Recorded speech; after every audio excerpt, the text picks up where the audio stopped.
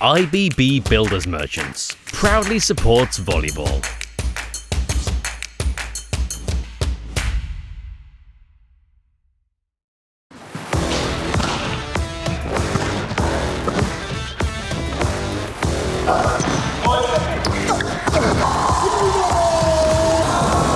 To get the ball in system here, potentially leading the game as he does from the inside. Nielsen, that's a good swing.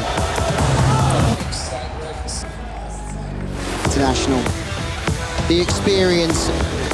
Blockers watching through the net.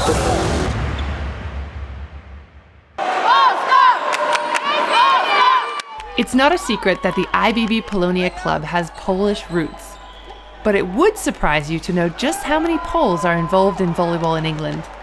There are probably no volleyball teams in London and probably further afield that don't have at least one Polish player, coach, referee, or somebody associated with the sport. Absolutely, they're everywhere. This is a developing trend that began about 50 years ago. Way back then, there were many Polish scouts who were the kids of people that came after the war, who started many volleyball clubs, London, and I think over in Bristol, Slough, these areas, and it was all based around the Polish Scouting Association. There were Polish scouting championships in England, and this still carries on to this day. One of the more popular London clubs established this way is Ósemka, meaning 8. The club was founded way back in 1988. We belong to the Polish Scouts movement, and we went to Polish schools on a Saturday morning, where we weren't too keen on going because all our friends from English school used to always meet up together, but we had to go to Polish school on a Saturday. We're very thankful to that because at the end of Polish school we had a scouts meeting which lasted about an hour and a half, where we all got together and we did different activities, and obviously volleyball was one of the activities that we did. Together with Polonia, which at the time was called Jedynka, meaning 1, they played in tournaments organized by scouts. Jedynka was unbeatable at that time, but Ósemka kept growing. I think it's important to add that although we do have a lot of Polish players, over the years we've been fortunate to have players from all over the world. We've never limited ourselves just to Polish players. We've been a very open club. We've always accepted players from all nationalities. But I think this kind of Polish heritage that we have just seems to draw Polish players to us because they know of our Polish sort of links and so forth. Poles can be found also among the referee corps. Dominik Biegajło worked as a line judge at the 2012 London Olympics. I got semi-final and a lot of games, but that was a long time ago, 10 years ago, but it's London 2012. His career spanned more than 10 years by that time. For first 5-6 years I was referee in London League, basically just regional league. After a couple of years I've been invited to NVL, so it's national teams, so Division 2, Division 1, National League. And just step by step I was involved with volleyball more and more games. Not only scouts brought Poles closer to volleyball. People in Poland have been brought up since childhood with volleyball as sort of the main sport. The Polish men volleyball team are twice volleyball world champions and defending champions. So obviously, you know, this is part of the tradition. Everyone talks about it. Everyone goes to watch the matches. In England, you know, I feel like it is sort of the beginning of it. It's been around for a few years. Attendance at matches I've been at Copperfield have been fantastic. Again, people banging gongs and everything. So it is starting to come alive and more people attending. But it will take a few years for that to grow and develop as it has in countries like Poland.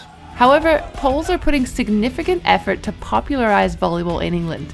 And with every year, they are more and more successful. I think the effects of Poles on English volleyball is evident in what you see. Without Poles, there would be no IBB Polonia. The top teams in England would also really be struggling. There would be fewer referees, fewer events, and I think the situation would be quite sad. Now let's move to London's beach, but not for leisure. With the 2022 Commonwealth Games coming, athletes are getting ready to compete for the podium in this important tournament. England will be hosting the event this year. Volleyball comprising of the beach form instead of indoor, as one may have expected. This tournament was created to select the team that will represent England at the Commonwealth Games coming up in Birmingham. We had the top 6 men's teams and the top 6 women's teams that represent England fighting it out to get that spot to be the host team.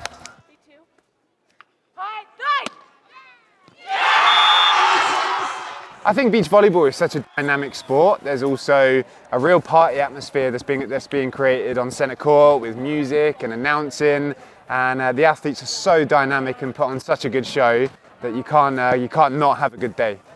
Beach volleyball is an optional sport in the Commonwealth Games and made its debut at the 2018 Gold Coast Games in Australia. It made its Youth Games debut 8 months earlier at the 2017 Commonwealth Youth Games in the Bahamas. This year is only its second appearance in the competition. Meanwhile, however, it continues to win over fans and talented players.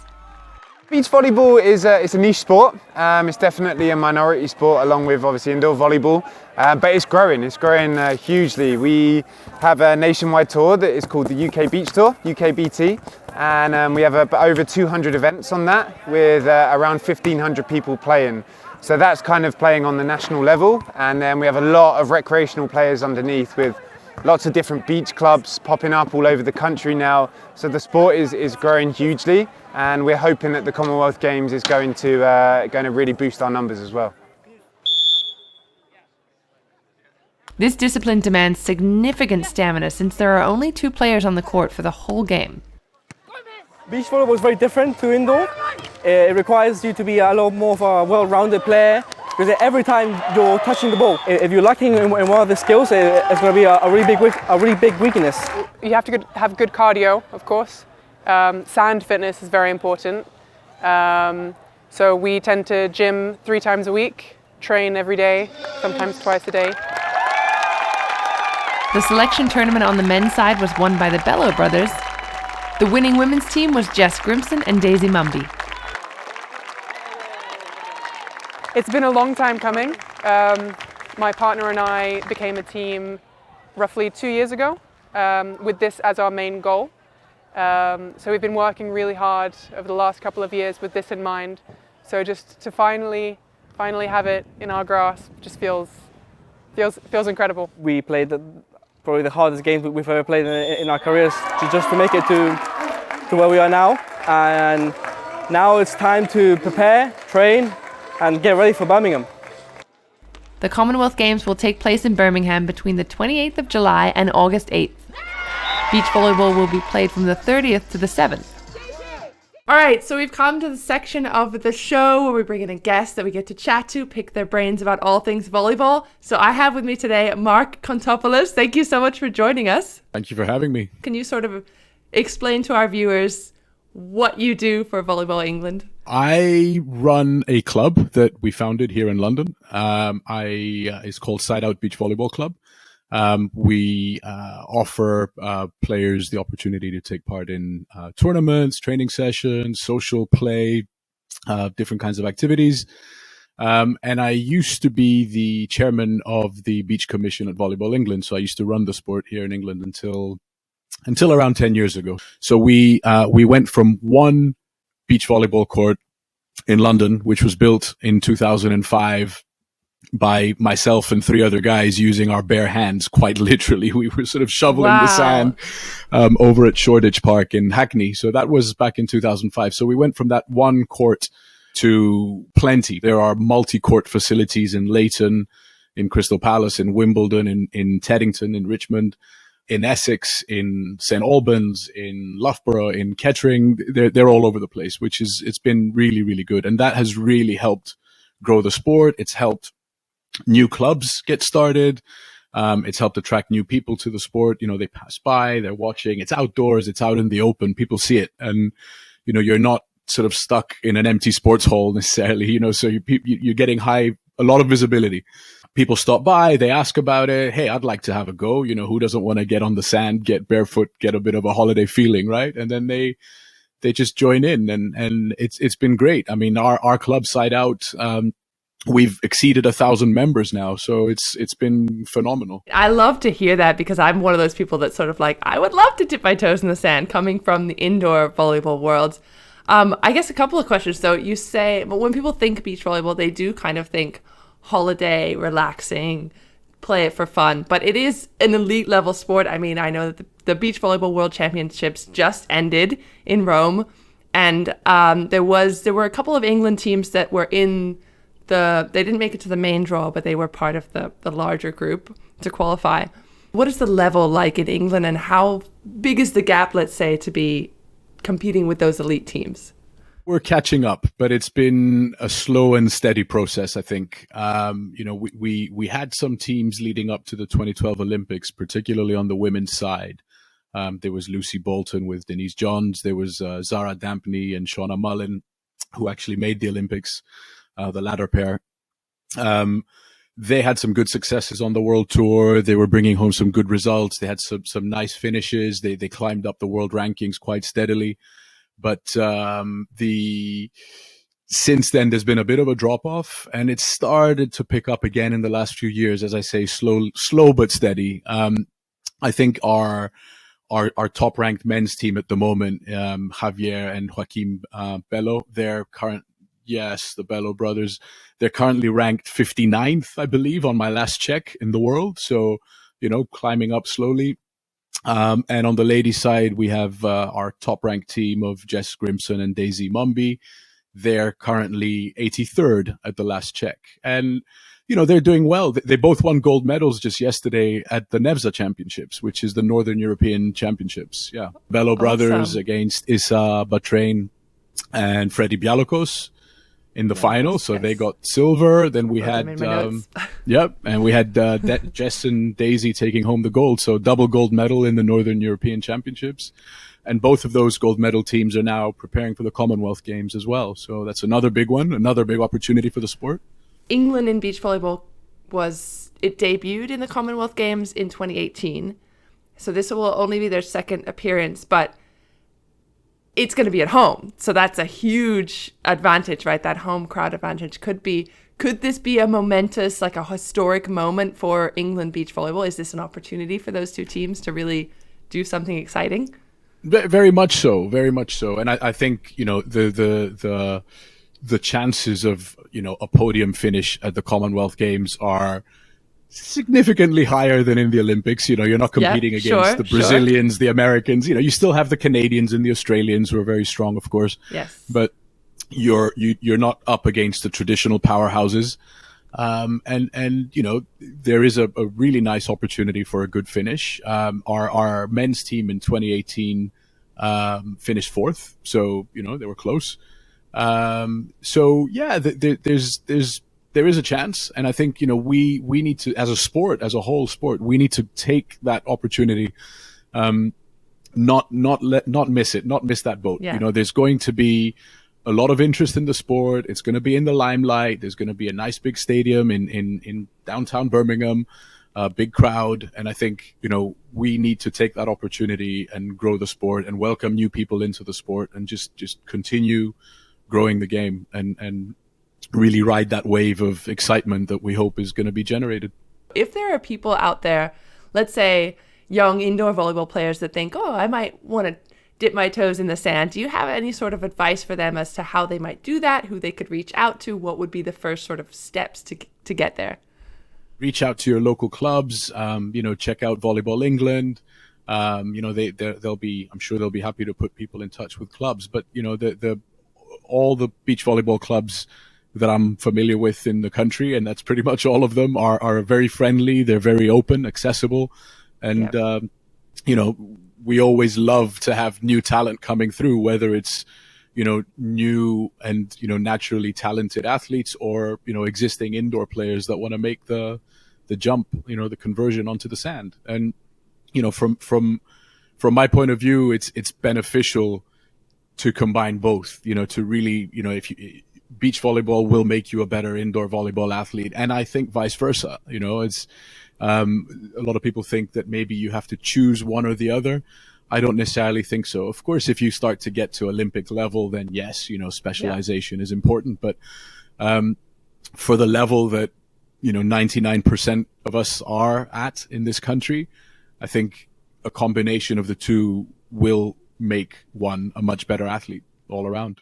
On that vein, if a player is coming from the indoor to the sand, what kind of things can they do to improve, let's say, that jump, or just feeling comfortable in the sand, or getting used to the wind and the sun? Are there any tips and tricks you could give? This low-key might also be for me because I'm taking notes right now.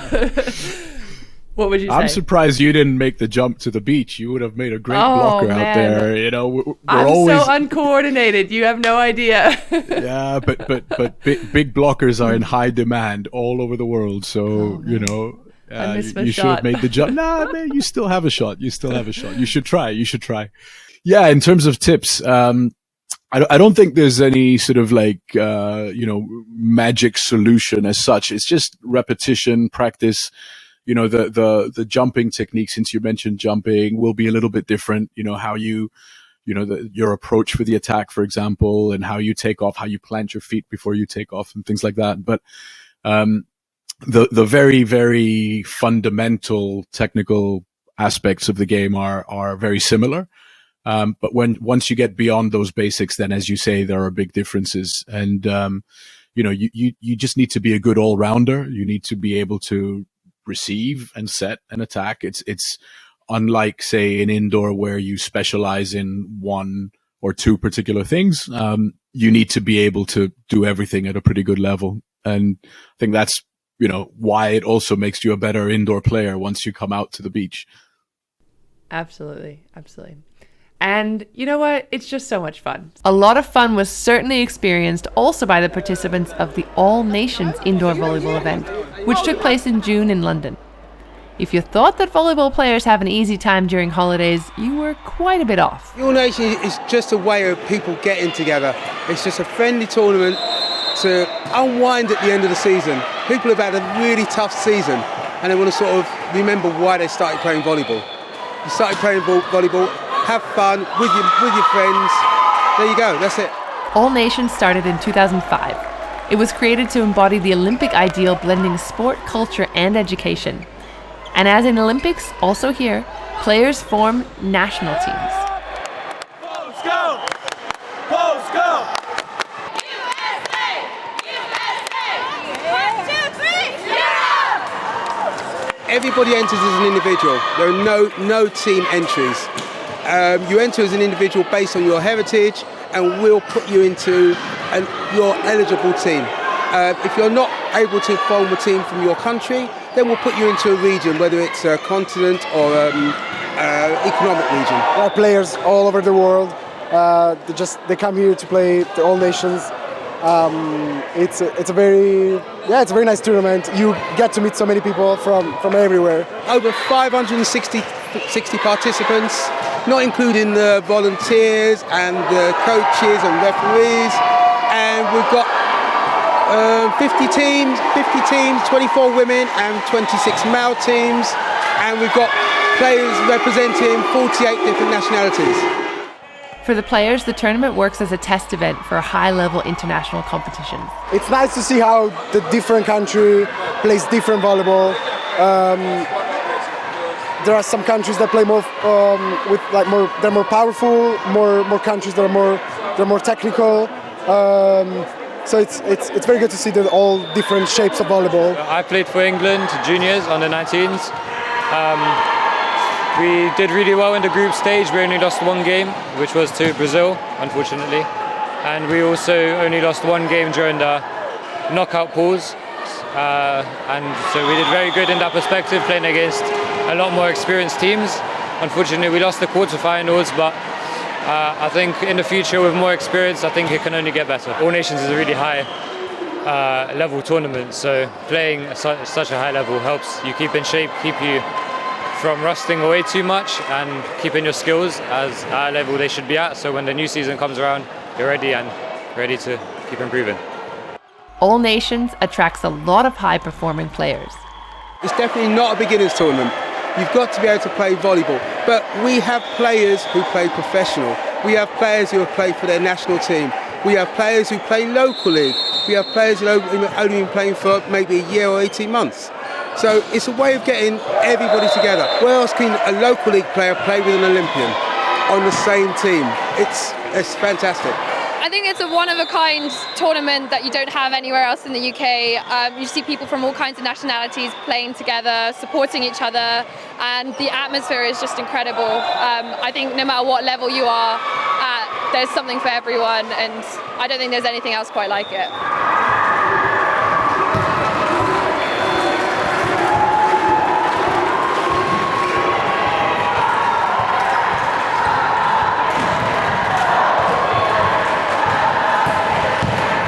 Alright, we have made it to the section of the video where I give you everything you ever needed to know about the goings-on in the world of volleyball and beach volleyball, the News Corner. As you may remember from the last News Corner, this is a big summer for our sport. 2 England teams already qualified for the Commonwealth Games that are going to be coming up in Birmingham. England actually debuted in the 2018 Commonwealth Games with a relatively uneventful finish on both sides, but Javier Bello is quoted as saying, "We saw the Gold Coast and we wanted to be in the next one, and now we've accomplished that, so it's on to the next goal, which is to win a medal." So I hope you guys are going to tune in and cheer on the guys and gals. 2 England teams on the men's side were also in the qualification round of the World Champs in Rome recently, but they didn't make it to the main draw. Nevertheless, this was such an awesome tournament. So much fun. The big news there was that Brazil finally got back on the podium after a dry spell for the last 3 consecutive major tournaments.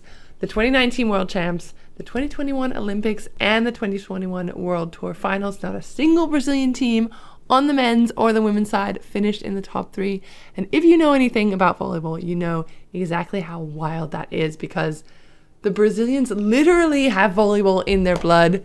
According to my research, it is the 2nd most popular sport right behind soccer. And they just always have top world level teams, both indoor and in the sand. But this time it was Ana Patricia and Duda who broke the spell and dropped only 1 set the entire tournament before taking down Sophie Bukovic and Brandy Wilkerson in the gold medal. After a disappointing finish at the 2021 Games last summer, Ana Patricia had tattooed the word "believe" on her arm as a permanent reminder of what she was working toward. Very cool that came to fruition. On the men's side, Vitor Felipe and his 22-year-old partner, Renato Lima, took down Theo Brunner and Shame Schock to claim their gold, leaving the Brazilian duo nearly speechless in their post-game interview. And on the indoor side of things, the VNL is fully underway. The Volleyball Nations League, it's the tournament of basically the best international teams. Last summer we were all together in a bubble in Rimini, and I say we because I was there commentating my first live big event, and it was awesome. And this year the VNL has kind of a different format. There's going to be 2 host cities per week per gender, and the tournament lasts 6 weeks, and then there's a week of finals for each gender for the top qualifying teams. That's going to be in Turkey for the women and Italy for the men. If you have a chance, you should definitely tune in to any of the matches that are happening right now in Volleyball World. It is absolutely the best way to improve your game outside of just picking up a ball. And bonus, you also get to hear my annoying voice. So there's that. It's been a pleasure, as always, talking volleyball with you guys. See you on the next one.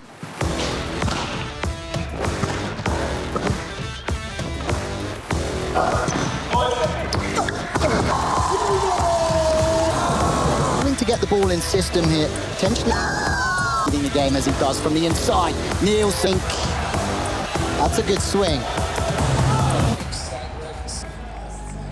International, the experience. Blockers watching through the net.